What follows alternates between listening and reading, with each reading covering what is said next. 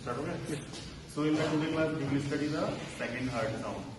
Second heart sound जैसे कि हम पढ़ रहे हैं हार्ट साउंड चार तरीके की है, first, second, third and fourth. जो फर्स्ट हार्ट साउंड है और सेकंड हार्ट साउंड है वो स्टेथोस्कोप की सहायता से सुन सकते हैं, that is Audible by the stethoscope. जो थर्ड हार्ट साउंड है वो कुछ कंडीशंस हैं जिसमें स्टेथोस्कोप की सहायता से सुन सकते हैं, अदरवाइज इसको स्टेथोस्कोप की सहायता से नहीं सुन सकते। जो फोर्थ हार्ट साउंड है वो एक्सक्लूसिवली इनऑडिबल है, उसके लिए इंस्ट्रूमेंट चाहिए, दैट इज फोनोकार्डियोग्राम। तो फर्स्ट हार्ट साउंड हम कल पढ़ चुके थे, today we will study the second heart sound. तो सेकंड हार्ट साउंड सबसे पहला पॉइंट कि कार्डियक साइकिल के साथ इसका क्या रिलेशन है। अगर आपने कार्डियक साइकिल अच्छे से पढ़ी है तो कार्डियक साइकिल के साथ क्या रिलेशन है, प्रोटोडायस्टोल फेज और आइसोवॉल्यूमेट्रिक रिलैक्सेशन। प्रोटोडायस्टोल एंड आइसोवॉल्यूमेट्रिक रिलैक्सेशन, उस फेज के दौरान सेकंड हार्ट साउंड उत्पन्न होगी। दूसरा पॉइंट कि क्यों उत्पन्न होती है, तो जो वॉल्व है सेमिलुनर वॉल्व, कौन से वॉल्व है, सेमिलुनर वॉल्व, उनके बंद होने की वजह से ये उत्पन्न होती है। तो सेमिलुनर वॉल्व दो तरीके के होते हैं, एक पल्मोनरी वॉल्व और दूसरा एरोटिक वॉल्व। तो क्योंकि ये सेमिलुनर वॉल्व के बंद होने की वजह से उत्पन्न होती है तो सेमिलुनर वॉल्व के एरिया पे ही अच्छे से सुनाई देगी। तीसरा पॉइंट बेस्ट हार्ट ओवर। तो ये जो डायग्राम है इसमें ये फर्स्ट इंटरकॉस्टल स्पेस और ये सेकंड इंटरकॉस्टल स्पेस। तो सेकंड इंटरकॉस्टल स्पेस के लेवल पे ही दोनों सेमिलुनर वॉल्व्स हैं।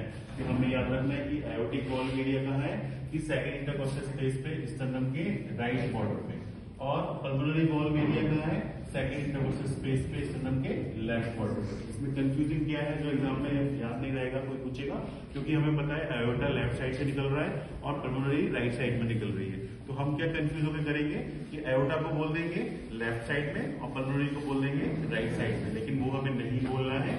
जो दोनों वॉल्व का एरिया है वो सेकंड इंटरकॉस्टल स्पेस पे एयोटा का राइट साइड में है, स्टर्नम के जस्ट राइट बॉर्डर पे, ये स्टर्नम है बीच वाली गड्डी, स्टर्नम के जस्ट राइट बॉर्डर पे, और पल्मोनरी का स्टर्नम के जस्ट लेफ्ट बॉर्डर पे। तो पहला पॉइंट था कि कार्डियक साइकिल से क्या रिलेशन है, दूसरा पॉइंट था ये क्यों उत्पन्न हुआ, तीसरा पॉइंट था बेस्ट हार्ट ओवर, किस जगह पे ये सबसे अच्छा सुनाई देता है, चौथा पॉइंट है इसका ड्यूरेशन क्या है, इसकी समय अवधि कितनी है, 10, क्या याद रखना है 10। कल हमने क्या याद रखा था 9 से 16, 0.09 to 0.116, आज हमें याद रखना है 10.10।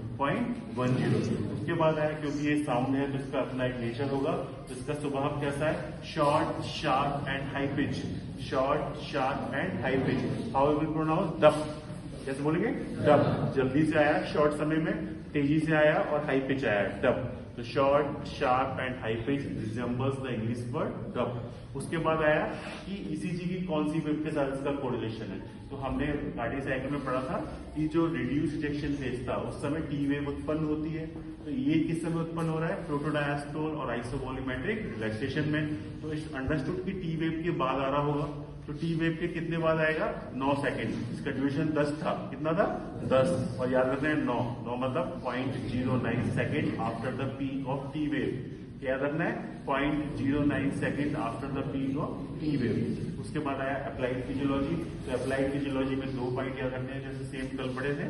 पहला रिडुप्लीकेशन ऑफ साउंड। रिडुप्लीकेशन का मतलब क्या है कि सेम साउंड दोबारा आ गई। जनरली क्या होगा, लब डब लब डब लब डब, लेकिन रिडुप्लीकेशन में क्या हो रहा है, डब डब, एक बार डब आया दोबारा से डब आएगा, that is reduplication of sound. तो ये रीडुप्लीकेशन ऑफ साउंड है वो फिजियोलॉजिकली कोई स्वस्थ व्यक्ति है उसमें भी देखने को मिल सकता है, और बीमार व्यक्ति है उसमें भी देखने को मिल सकता है। तो स्वस्थ व्यक्ति में कब मिलता है, जब कोई व्यक्ति बहुत गहरी नींद में सो रहा है, the person is lying in the posture of deep sleep. तो जब कोई व्यक्ति बहुत गहरी नींद में सो रहा हो तब देखने को मिल सकता है फिजियोलॉजिकली।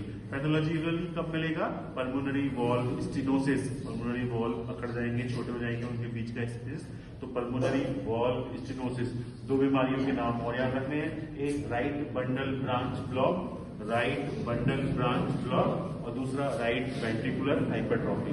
तो अप्लाइड फिजियोलॉजी में पहला पॉइंट था रिडुप्लीकेशन ऑफ साउंड। रिडुप्लीकेशन क्यों होता है, मैंने कल भी बताया था, जब दोनों वाल्व एक साथ बंद नहीं होते हैं, पहले एक होगा फिर दूसरा होगा, इसलिए पहले डप आया फिर से डप आया, डप डप।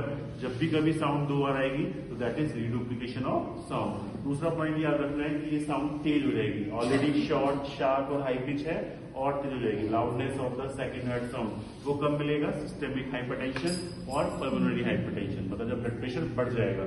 तो सिस्टेमिक नॉर्मल जो जनरल बॉडी का ब्लड प्रेशर है जब वो ज्यादा हो, सिस्टेमिक हाइपरटेंशन या पल्मोनरी हाइपरटेंशन, तब क्या होगा कि जो सेकंड हार्ट साउंड है उसका नेचर तेज हो जाएगा, दैट विल बी लाउड। तो रटना नहीं है। पहला पॉइंट, दो रिलेशन याद रखने हैं, एक कार्डियक साइकिल से और एक ईसीजी से, एक कार्डियक साइकिल से और एक ईसीजी से। चार पॉइंट याद रखने हैं कि क्यों उत्पन्न हुई, कहां पे उत्पन्न हुई, कब उत्पन्न हुई और कैसे। क्यों, कहां पे, कब और कैसे। क्यों, सेमिनल वॉल्व कहां पे, सेमिनल वॉल्व के एरिया में, और सिंपल है, सेकंड इंटरकोस्टल स्पेस, एक स्टर्नम के लेफ्ट क्वार्टर पे और एक स्टर्नम के राइट क्वार्टर पे। उसके बाद कब, 10 सेकंड, जैसे 10 सेकंड, 0.10 सेकंड इसका ड्यूरेशन है। कैसी है? Short, sharp, high pitch. कैसी है? Short, sharp, high pitch. Applied physiology में 2 पॉइंट याद रखने हैं। पहला, रिडुप्लिकेशन। रिडुप्लिकेशन मतलब वो साउंड दोबारा से आ रही है। तो डब डब, जैसे कल हम पढ़ रहे थे लब लब, आज हम क्या पढ़े? Dub dub. तो डबल डबल क्यों आ रही है? क्योंकि दोनों सेमिनल वॉल्व एक साथ बंद नहीं हो रहे। फिजियोलॉजिकली कब मिलता है? जब व्यक्ति बहुत गहरी नींद में सो रहा हो। पैथोलॉजिकली कब मिलता है? जब किसी को ये पल्मोनरी वॉल्व स्टेनोसिस हो, राइट बंडल ब्रांच ब्लॉक हो, राइट वेंट्रिकुलर हाइपरट्रॉफी हो, तब। दूसरा पॉइंट याद रखना है, ये जो साउंड है सेकंड हार्ट साउंड वो बहुत तेज हो जाएगी। कब हो जाएगी बहुत तेज? जब किसी व्यक्ति को हाइपरटेंशन हो। हाइपरटेंशन तो वो सिस्टेमिक भी हो सकता है, पल्मोनरी भी हो सकता है। ठीक है।